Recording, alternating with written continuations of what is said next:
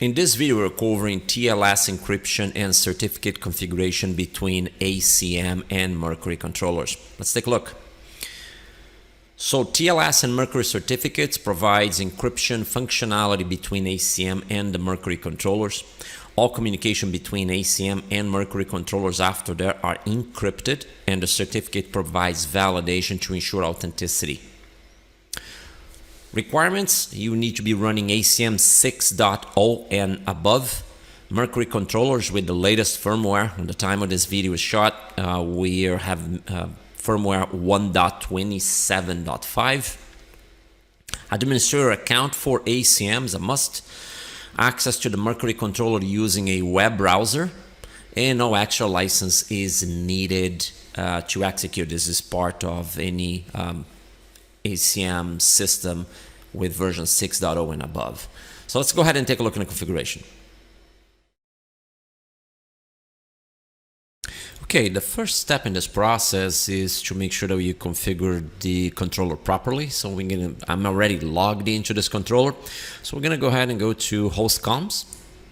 By default, the controller comes in configured to data security TLS if available. You want to change that. So if you want to use TLS and certificates, you will have to change this to TLS required.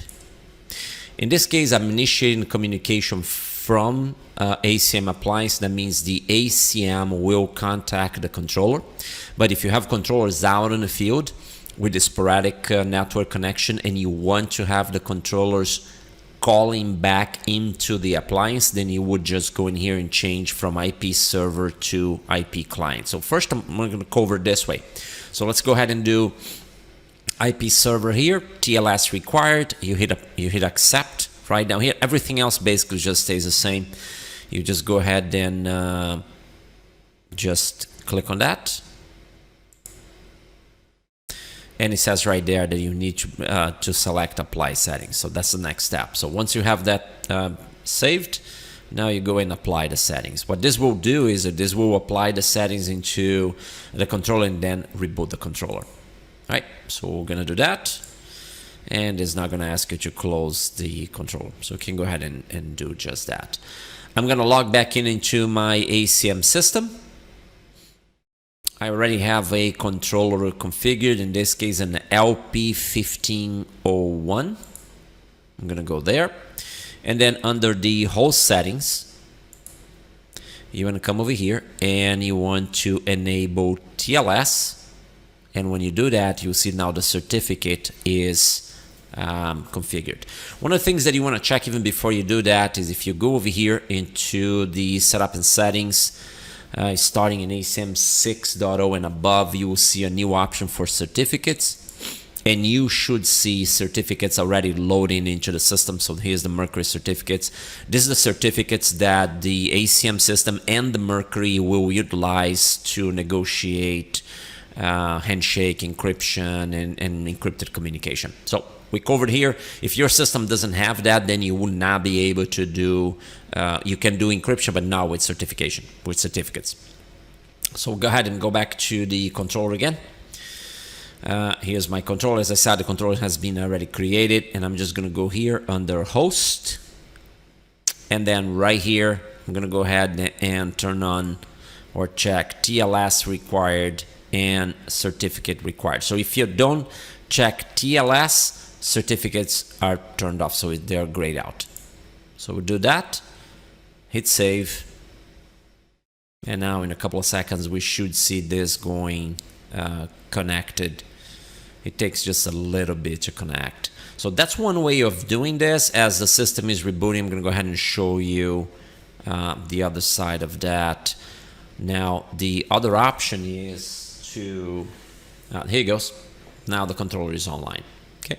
So the other option is if the controller is initiating the communication, as I described in the controller configuration before in this video, you have to go here to host, and instead of using TLS encryption, you would click in this box, enter the MAC address of your controller, and then you have to go here into appliance and make sure that you have a Mercury, the Mercury client port, so how the Mercury is going to contact back.